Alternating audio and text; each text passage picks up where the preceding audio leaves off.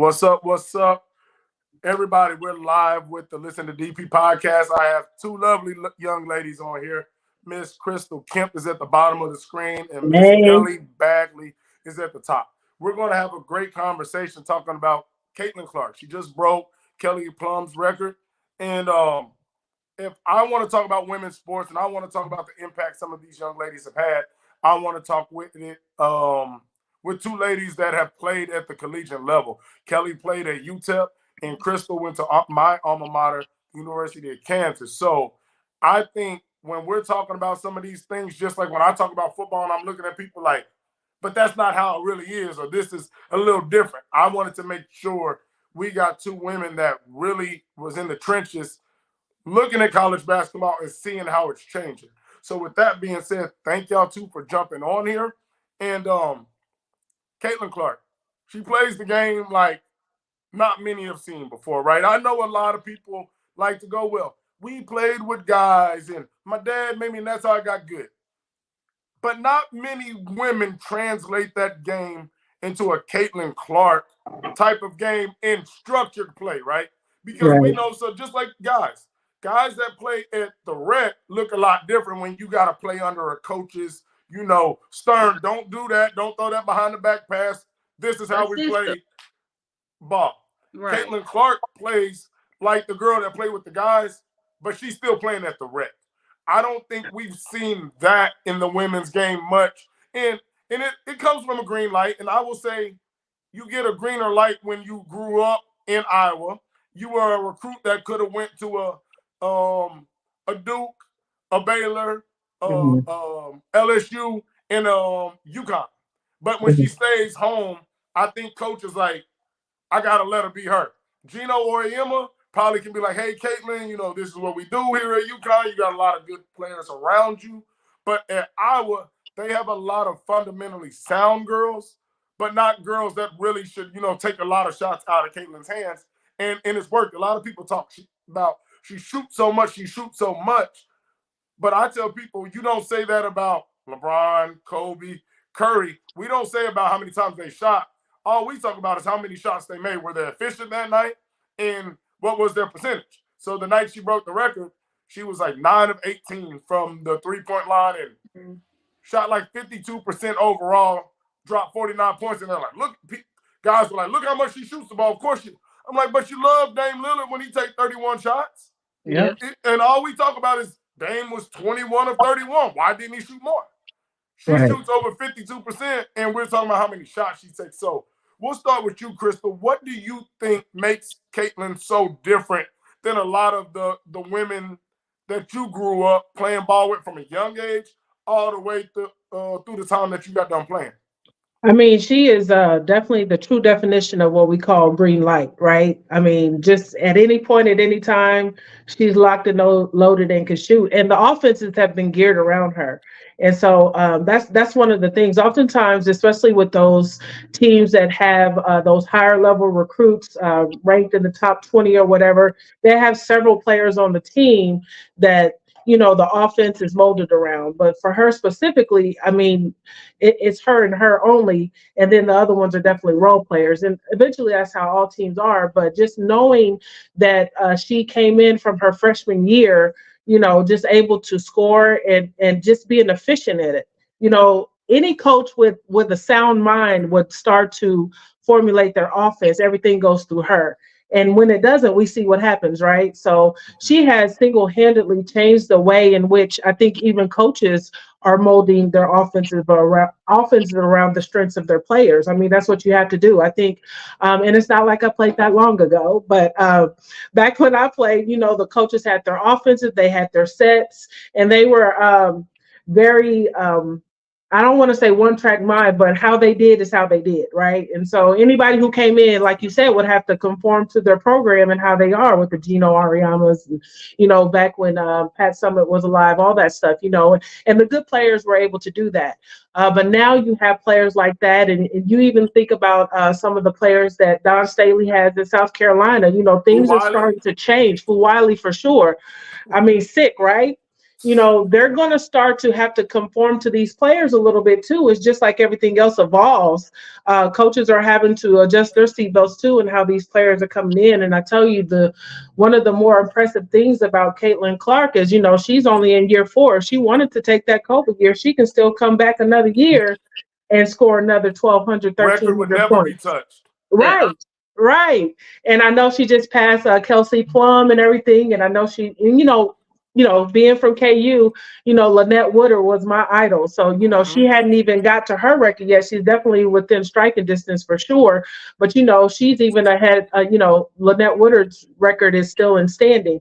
But that's a whole nother debate. But I think the Exactly. best thing that Caitlin has done for the game is allowing young girls to come in with the confidence of how their game is, and being able to go in and maybe adjust the program a little bit and have it conform to them. And it gives a little bit more, I guess, elasticity to the game, so to speak. Like, you go here, you go there.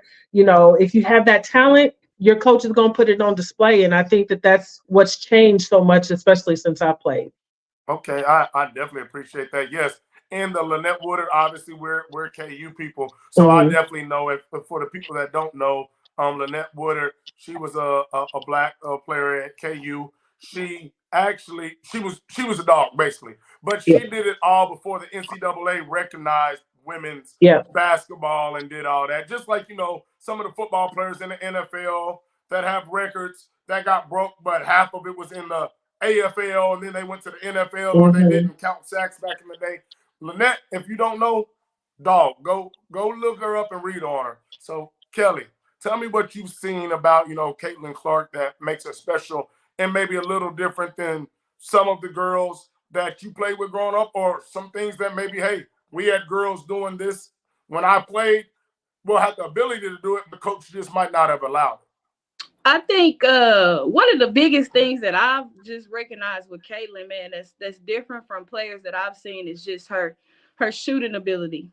You know what I mean? I mean, over the years, women's basketball, it's always been talent within women's basketball.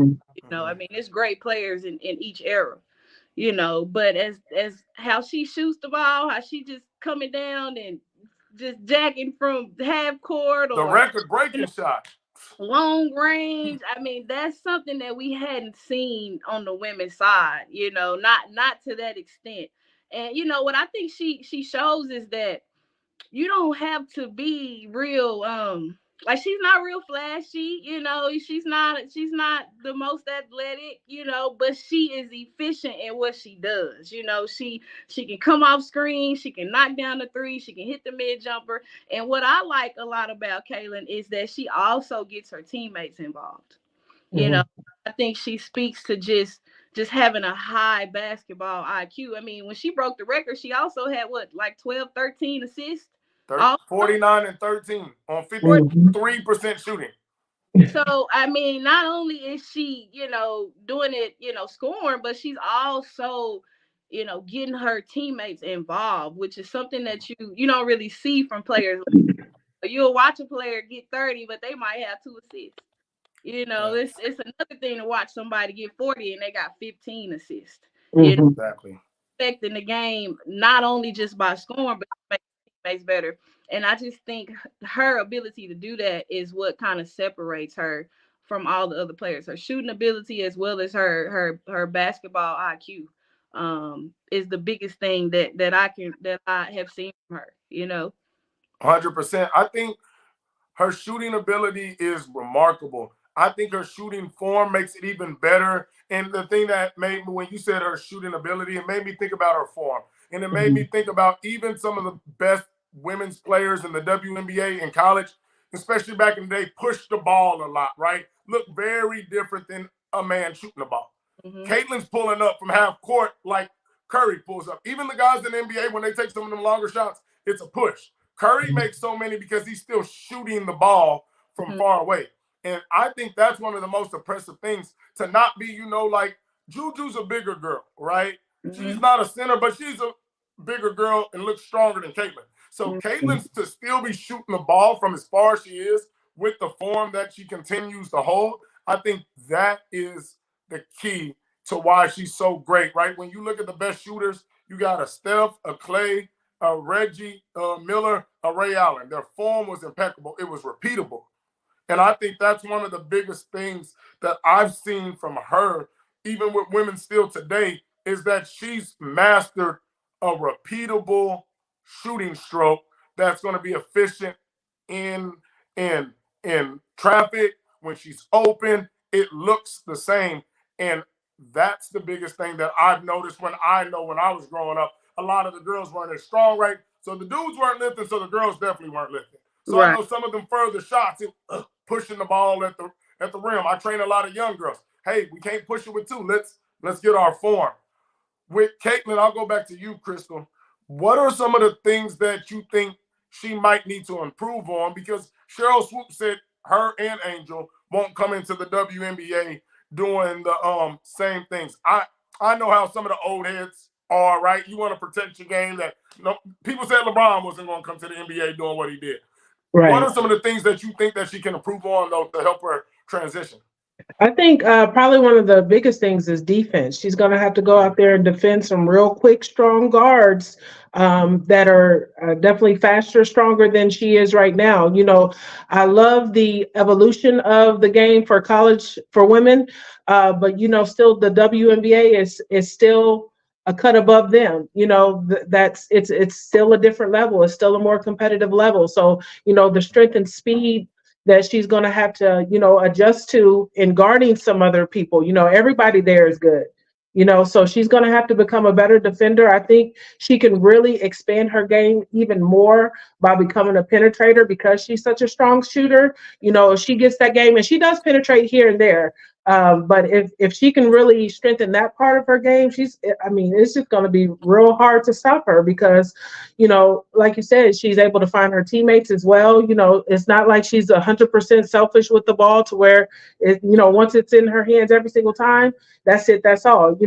But if she can work on her game, getting to the bucket a little bit more, and be able to really lock down and defend, she's going to be dangerous.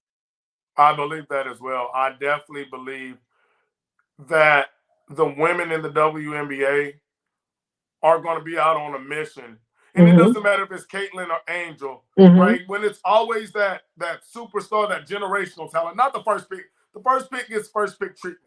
But LeBron, Kobe, KG, when you making jumps and you're supposed to be a generational, I Hmm. think they're going to be out to be like, hold on, she's not as good as y'all think. And the best thing for Caitlin is I think that she works hard enough to prove I'm as good as I know I am. So I Yeah. can't wait to see her go back and forth with those girls in the WNBA. What about you, Kelly? Do you see any flaws in the game, chinks in the armor that are big, smaller, or indifferent that could lead her to more success at that level? Well, first I agree with what you say, DP. I think she worked hard. Like I think Hmm. I've always said, you can be born an athlete, right? Some people are just born with just special abilities. They can jump, they're fast, and some people are born with those skills, but people not born being a shooter.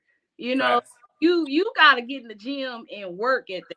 Like when I coached college and when I was recruiting kids, when I seen kids that could really shoot the ball, it let me know you putting time into that.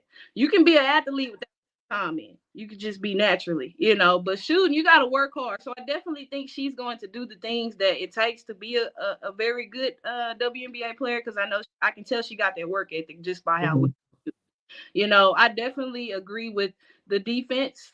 I think defensively, I mean, she's gonna be guard vets and people who've been doing it for years, and it's gonna jump. The talent is gonna jump from college to the WNBA. So I definitely think defensively she's going to have to improve, but outside of that, I also think doing it maybe by not as many shots. I think if she can cut her shots down and still do the same, which I think she will be able to. But Yeah, there are some nights where she still right where she'll get that 13 for 35 in there. right, Hmm. but I don't think she's gonna be able to do that every night. It's especially not starting off in the WNBA. Now, if she come in and she killing how she killing in college, then of course the coaches, you gotta, like you said, you gotta change kind of with the players and you gotta let her be her. Hmm. But initially, I don't know if they're gonna let her do that. You know, Yeah. if they're gonna let her 35 times a night and 30 times a night. So I think just limiting and becoming more efficient, being able to do that same thing, taking 10, 12 shots and still being as efficient, I think that's gonna help her in defensively. But I think she's gonna be a great WNBA player. Like, I I mean, believe so too.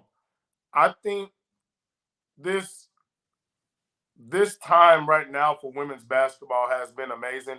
With, like I said, and we'll get into it on our next segment, but with the girls like Fu Wiley, Juju, Angel, Caitlin, I can name so many girls just off rip. And if I can't name them, I can tell you numbers of the girls on different teams. I know nobody in men's college basketball right now. yeah, I know one player, Harrison Ingram, and that's because I trained him. He's at North Carolina. I Yeah, can't tell you nothing going on. I can't even really tell you the KU basketball players' names because all my focus has pretty much been on the women's game. So I'll leave it right there because that's going to lead more into kind of where the game's grown and gone to. So I appreciate y'all for this first one, and we'll be tapping in with y'all on this next segment here soon. So thank y'all, ladies, for joining me on this topic. no problem. absolutely.